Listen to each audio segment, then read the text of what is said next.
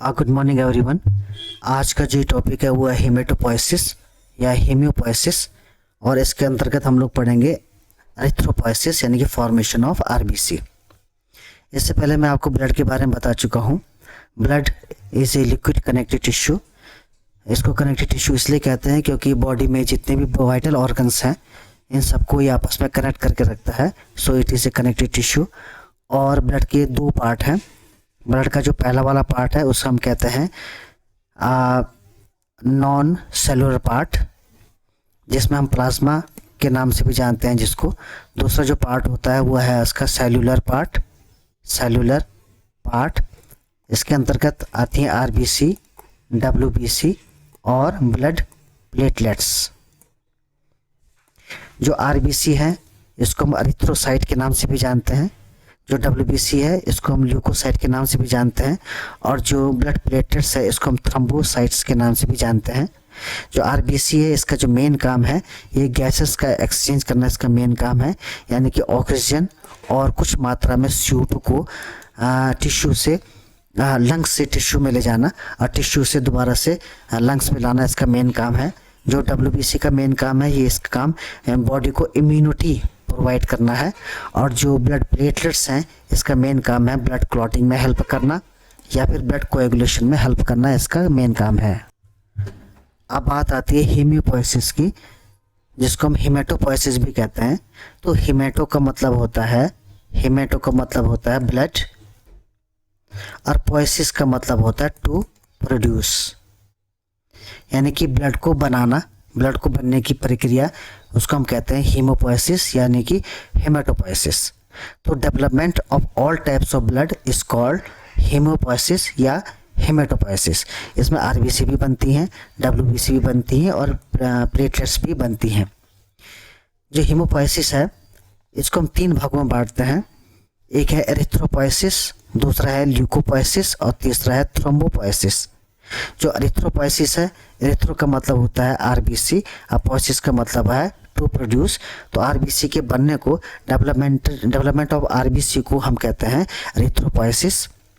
ल्यूकोपोइसिस हम कहते हैं फॉर्मेशन ऑफ डब्ल्यूबीसी को, और थ्रोम्बोपोइसिस कहते हैं फॉर्मेशन ऑफ प्लेटलेट्स को। अब हेमेटोपोइटिक टिश्यूज़ किसे कहते हैं? ऐसे टिश्यूज़ जो हेमोपोइसिस के प्रोसेस को करते हैं उन्हें हम हेमेटोपोइटिक टिश्यूज़ हम कहते हैं। जैसे कि बोन मैरो, यूक सैक, लीवर और स्प्लीन, ये चारों के चारों जो टिश्यू हैं वो हेमेटोपोइसिस का काम करते हैं, यानी कि आरबीसी, डब्ल्यूबीसी और प्लेटलेट्स को बनाने का काम करते हैं। इसलिए हम इनको कहते हैं हेमेटोपोइटिक टिश्यूज़। इसमें जो सबसे इम्पोर्टेंट है वो है बोन मैरो। बोन मैरो कहाँ पाई जाती है? जो हमारी बॉडी की जो लंबी बोन्स हैं उसे हम अगर कट करें तो इसके अंदर एक स्पॉन्जी सा स्ट्रक्चर हमको दिखाई देता है जो सेमी सॉलिड जेली के रूप में होता है। तो इसको हम कहते हैं बोन मैरो। और बोन मैरो के अंदर ही वो सेल्स होती हैं जो डब्ल्यूबीसी को, आरबीसी को और प्लेटलेट्स को बनाती हैं। तो जो हेमेटोपोइटिक टिश्यूज़ वो हो गए जो हेमोपोइसिस का काम करते हैं। तो इट मेनली अकर्स, जो हेमोपोइसिस है it mainly occurs in bone marrow, और इसे हम कहते हैं मेडुलेटरी हेमोपोइसिस। जब हेमोपोइसिस बोन मैरो के अंदर होती है तो उस प्रोसेस को हम कहते हैं मेडुलेटरी हेमोपोइसिस। और अगर प्रोसेस बोन मैरो को छोड़ के किसी दूसरे अंग में हो रही है, दूसरे ऑर्गन में हो रही है, जैसे कि योग सैक में हो रही है, लीवर में हो रही है, स्प्लीन में हो रही है, तो उस प्रोसेस को हम कहते हैं extra medullary haemopoiesis. If it occurs outside of the bone marrow, अगर बोन मैरो को छोड़ के किसी दूसरे ऑर्गन में हेमेटोपोइसिस की प्रोसेस हो रही है तो उस प्रोसेस को हम कहते हैं एक्स्ट्रा मेडुलेटरी हेमोपोइसिस की प्रोसेस हम उसको कहते हैं।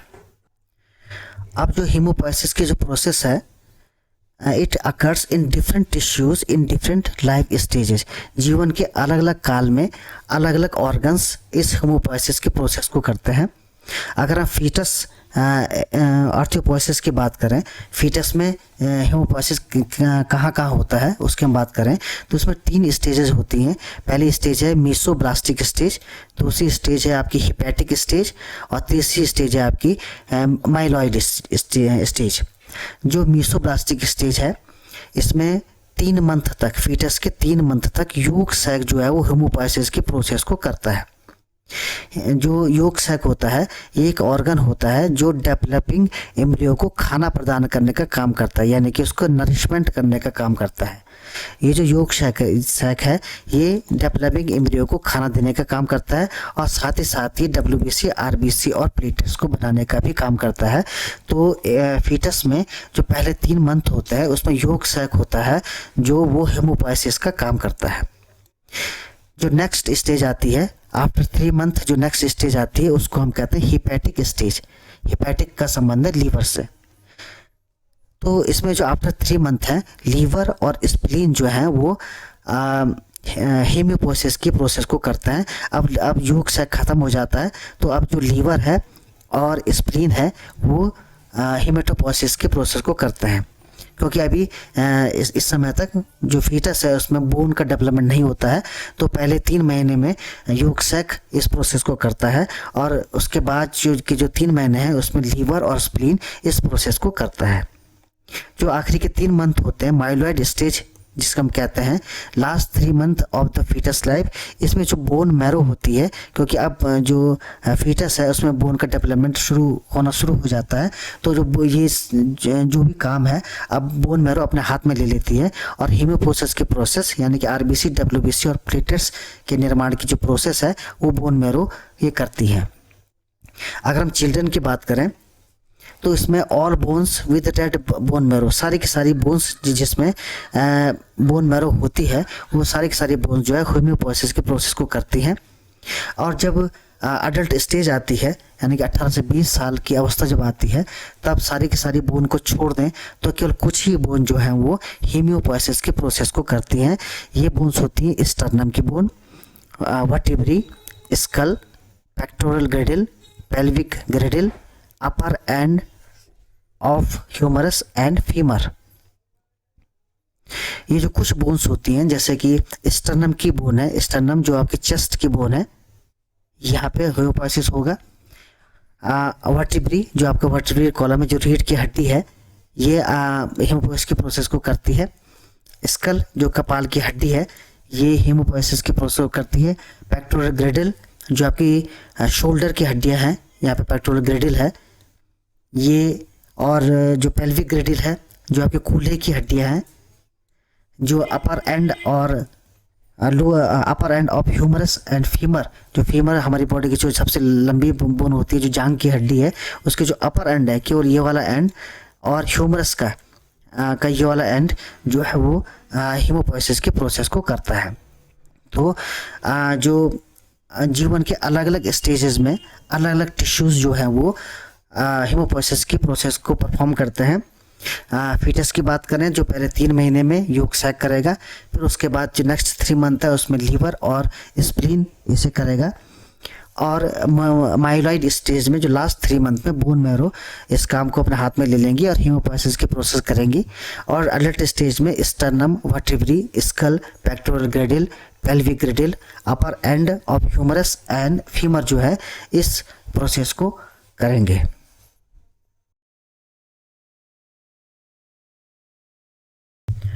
तो अब बात करते हैं एरिथ्रोपोइसिस की यानी कि RBC के बनने की।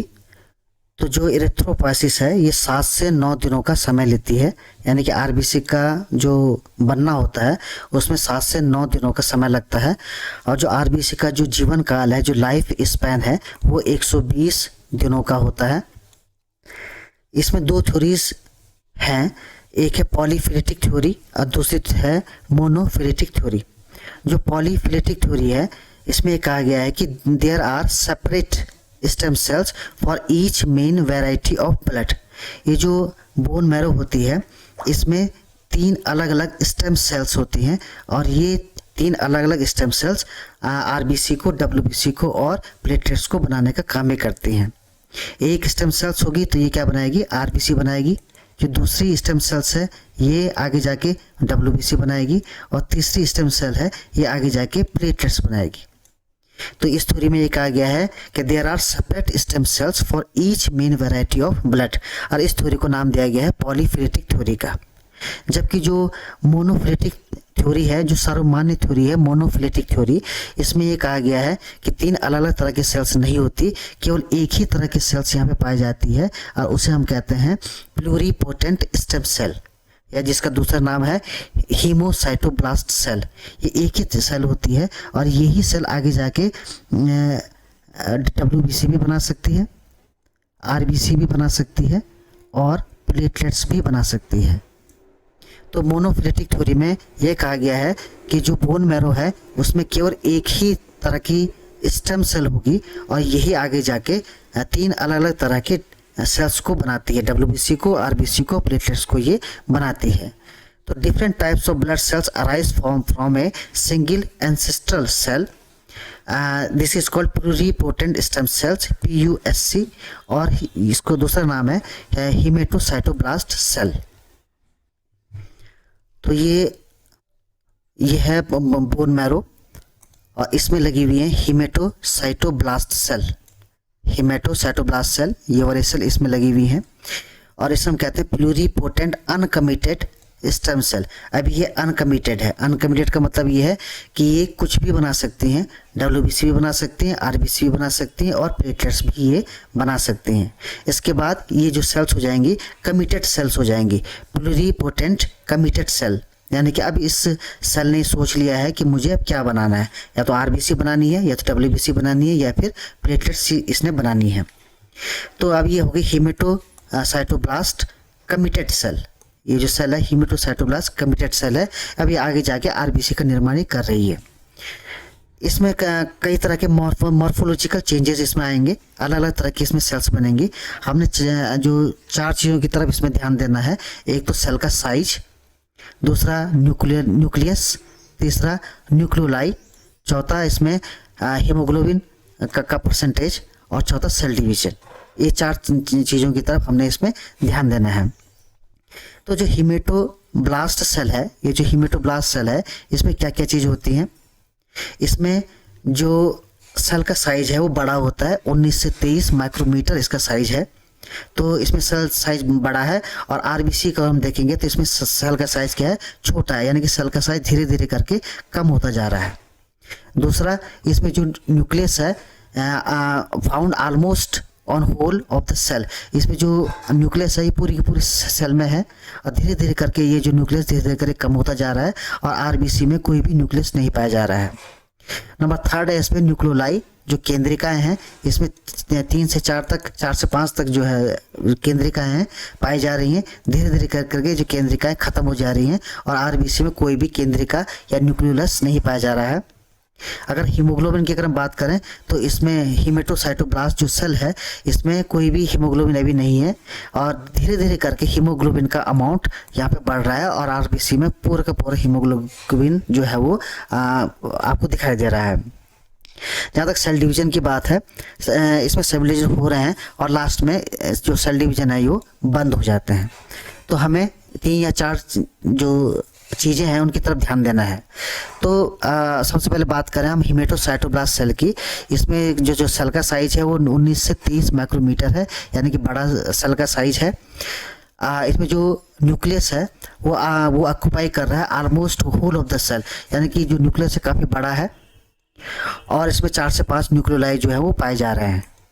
और इसमें जो हीमोग्लोबिन है वो क्या है, अभी एब्सेंट है, हीमोग्लोबिन इसमें नहीं पाया जा रहा है।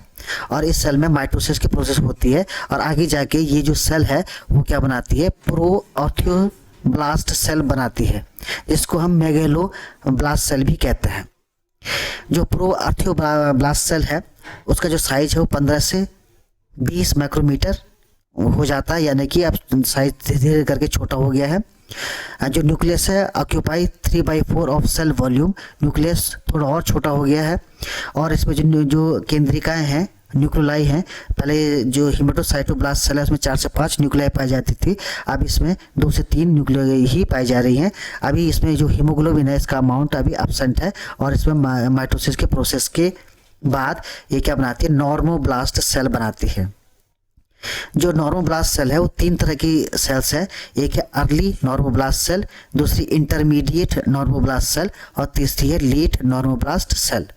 जो अर्ली नॉर्मोब्लास्ट सेल है इसका साइज और घट जाता है और 14 से 16 माइक्रोमीटर तक इसका साइज, जो सेल का साइज है वो रह जाता है। इसमें जो न्यूक्लियस है वो, इसका जो साइज है वो क्या हो जाएगा, डिक्रीज हो जाएगा और कम हो जाएगा। और इसमें जो न्यूक्लियोलाई हैं वो क्या हो जाएंगे, एब्सेंट हो जाएंगे, यानी कि वो डिजेनरेट हो जाते हैं। जो हीमोग्लोबिन है वो अब यहाँ पे एब्सेंट है और ये सेल क्या करेगी, अब माइटोसिस की प्रोसेस करेगी और इंटरमीडिएट नॉर्मोब्लास्ट सेल ये बनाएगी। जो इंटरमीडिएट नॉर्मोब्लास्ट सेल है उसमें उसका जो सेल साइज है वो 10 से 14 माइक्रोमीटर होता है। जो न्यूक्लियस है फर्दर डिक्रीजेस, न्यूक्लियस का साइज धीरे धीरे करके और कम हो जाएगा।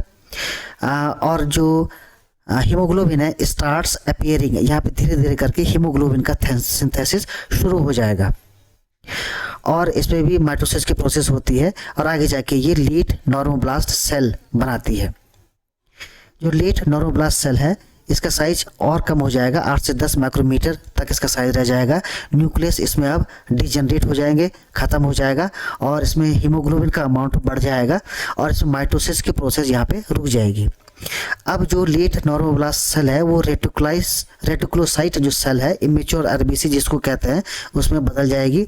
इसमें सेल का साइज और कम हो जाएगा, 7 से 8 माइक्रोन तक इसका साइज हो जाएगा।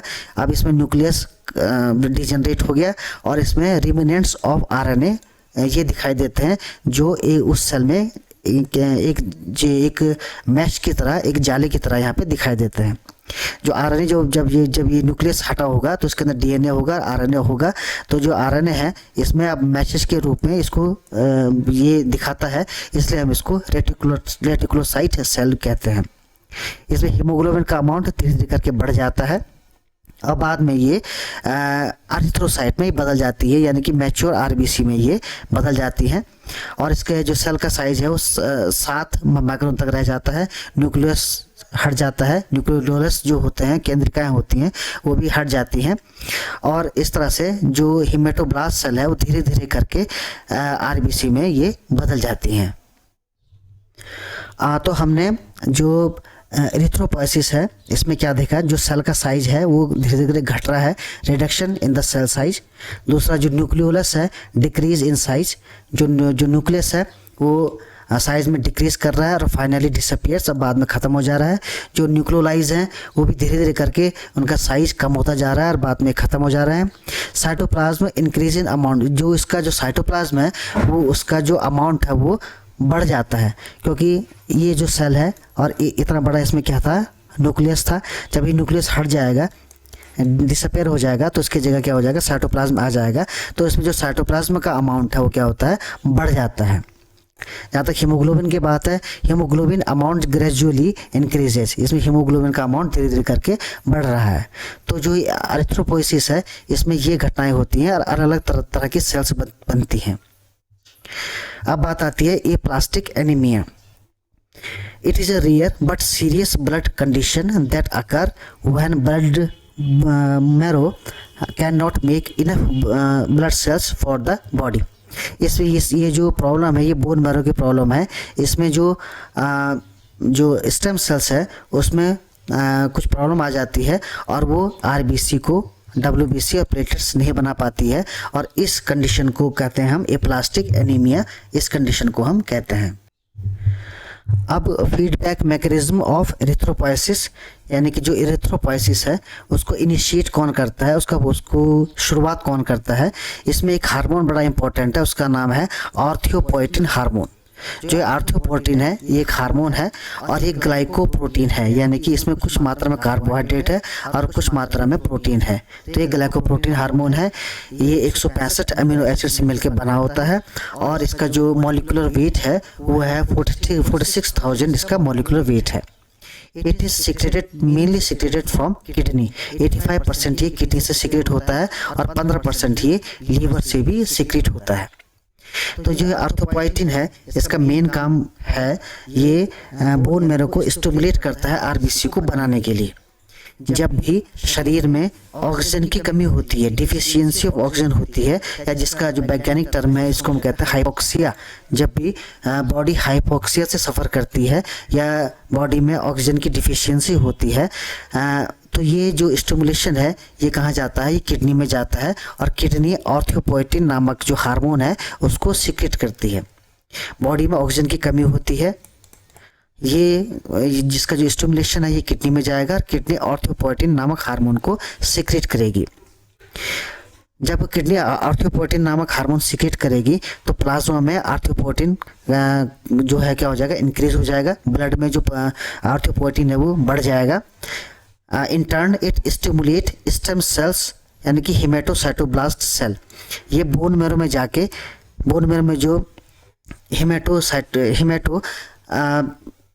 हिमेटोसाइटोब्लास्ट सेल हैं उनको क्या करेगा, स्टिमुलेट करेगा। क्या करने के लिए, आरबीसी के प्रोडक्शन करने के लिए इसको क्या करेगा, स्टिमुलेट कर देगा। अब क्योंकि जो हिमेटोसाइटोब्लास्ट सेल ये स्टिमुलेट हो जाएंगे तो उसके बाद ये क्या बनाएंगे, प्रो ऑर्थियोब्लास्ट सेल बनाएंगे। उसके बाद नॉर्मोब्लास्ट सेल्स बनती हैं, उसके बाद रेटिकुलोसाइट सेल बनती हैं और उसके बाद आरबीसी का निर्माण ये कर देंगी।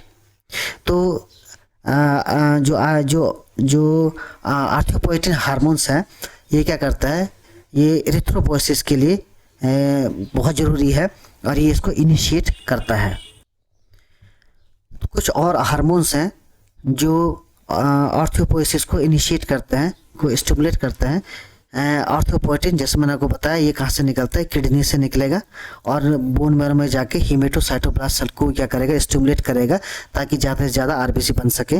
दूसरा टेस्टोस्टेरोन, ये भी आरबीसी के फॉर्मेशन को बढ़ाने का काम करता है।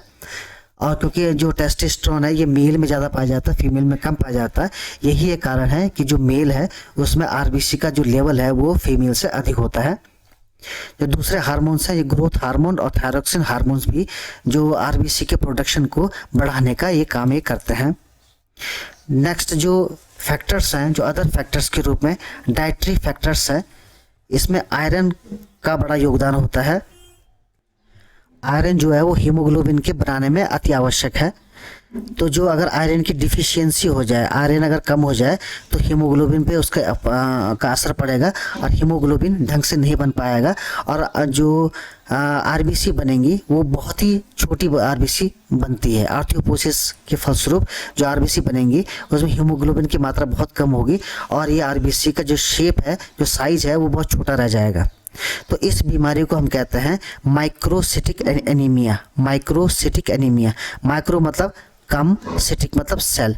इसमें जो आरबीसी का जो साइज है वो क्या हो जाता है, बहुत छोटा हो जाता है और इसी को हम माइक्रोसिटिक एनीमिया भी कहते हैं। और दूसरा, इसका दूसरा नाम है हाइपोक्रोमिक एनीमिया। हाइपोक्रोमिक एनीमिया का मतलब, हाइपो मतलब कम, क्रोमिक मतलब कलर, यानी कि जो हीमोग्लोबिन है उसका अमाउंट क्या है, कम है। तो आयरन की डिफिशियंसी से होने वाला जो एनीमिया है उसको हम हाइपोक्रोमिक एनीमिया या फिर माइक्रोसिटिक एनीमिया कहते हैं। दूसरा जो फैक्टर है वो है फॉलिक एसिड और विटामिन B12। विटामिन B12 ये जो आरबीसी के मैचुरेशन के लिए आवश्यक होते हैं। आरबीसी का जो मैचुरेशन होता है उसके लिए फॉलिक एसिड और विटामिन B12 बहुत ही आवश्यक होता है। अगर इसकी डिफिशियंसी होती है तो इसमें जो आरबीसी का जो मैचुरेशन है प्रॉपर नहीं हो पाता और आरबीसी का साइज छोटा होना चाहिए, लेकिन जबकि इसमें साइज बड़ा हो जाता है। तो इस तरह के एनीमिया को हम कहते हैं मैक्रोसिटिक एनीमिया। मैक्रो मतलब बड़ा, सिटिक मतलब सेल। इसमें जो आरबीसी बनती है वो बड़े साइज़ की बनती है और क्योंकि आरबीसी का मैचुरेशन प्रॉपर नहीं हो पाता है। या फिर इसका दूसरा नाम है मेगेलोब्लास्टिक एनीमिया। तो इसमें जो सेल्स हैं, जो आरबीसी बनती है वो बड़े साइज़ की बनती है और किसी काम की ये इसका मैचुरेशन क्योंकि ढंग से हो नहीं पाता तो ये किसी काम की नहीं होती हैं। तो इसको हम कहते हैं मैक्रोसिटिक एनीमिया या मेगेलोब्लास्टिक एनीमिया। नंबर थर्ड है विटामिन सी। विटामिन सी का भी बड़ा योगदान है। विटामिन सी क्या करता है, आयरन के अब्जॉर्प्शन में सहायता प्रदान करता है। जब हम कोई आयरन वाली चीज़ खाते हैं तो जो इंटेस्टाइन से में जो आयरन है उसको विटामिन सी अब्जॉर्ब करवाता है। तो विटामिन सी आयरन के अब्जॉर्प्शन में क्या होता है, सहायक होता है। अगर आयरन का अब्जॉर्प्शन नहीं होगा तो क्या आयरन की डिफिशियंसी हो जाएगी और आयरन की डिफिशियंसी हो जाएगी तो हाइपोक्रोमिक या फिर माइक्रोसिटिक एनीमिया डेवलप हो जाएगा। तो ओवरऑल अगर हम कहें तो हीमोपोएसिस का मतलब होता है development of blood sales, RBC का, डब्ल्यूबीसी का और प्लेटलेट्स का बनना हीमोपोएसिस या हीमेटोपोएसिस कहलाता है। एरिथ्रोपोएसिस को हम कहते हैं डेवलपमेंट ऑफ आरबीसी, ल्यूकोपोएसिस को कहते हैं डेवलपमेंट ऑफ डब्ल्यूबीसी और थ्रोम्बोपोएसिस को कहते हैं हम डेवलपमेंट ऑफ प्लेटलेट्स। उसके बाद ये कहाँ कहाँ होता है, ये मेनली बोन मैरो में होगा। और जो बोन मैरो में जो स्टर्नम है, वर्टिब्री है, स्कल है, पेक्टोरल ग्रेडिल है, पेल्विक ग्रेडिल है और upper end of the humerus और फीमर में ये जो हीमोपोएसिस की जो प्रोसेस है ये होती है। जो खासकर अगर आर्थ्रोपोएसिस की बात करें, 7 से 9 दिनों के अंदर ये पूरी हो जाती है। और ये मोनोफिलेटिक थ्योरी के अनुसार इसमें क्या होता है कि जो एक ही सेल होती है, एक ही जो सेल होती है जिसको हम स्टेम सेल कहते हैं, वही आगे जाके डब्ल्यूबीसी बनाती है, वही आगे जाके आरबीसी भी बनाती है और वही आगे जाके प्लेटलेट्स भी बनाती है। जहाँ तक एरिथ्रोपोएसिस का की बात है, इसमें जो हीमेटोसाइटोब्लास्ट सेल है आगे जाके प्रोएरिथ्रोब्लास्ट सेल बनाएगी।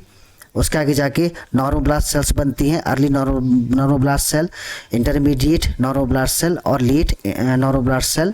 उसके बाद रेटिकुलर साइट बनती हैं और उसके बाद मैच्योर आरबीसी ये बनती हैं। इन सब के बनने में एक हार्मोन का योगदान बहुत ज़्यादा इम्पोर्टेंट है, उसे हम कहते हैं हम ऑर्थोपोइटिन हार्मोन। और जो ऑर्थोपोइटिन हार्मोन है ये आगे ये जाके ये कहाँ से निकलेगा, ये किडनी से निकलता है और ये इन्फ्लुएंस करेगा किसको, हीमोपोएसिस को इन्फ्लुएंस करेगा। जो बोन मैरो में जो सेल है, हीमेटोसाइटोब्लास्ट सेल है, उसको स्टिमुलेट करेगा आरबीसी को बनाने के लिए। तो ये था हीमोपोएसिस या हीमेटोपोएसिस।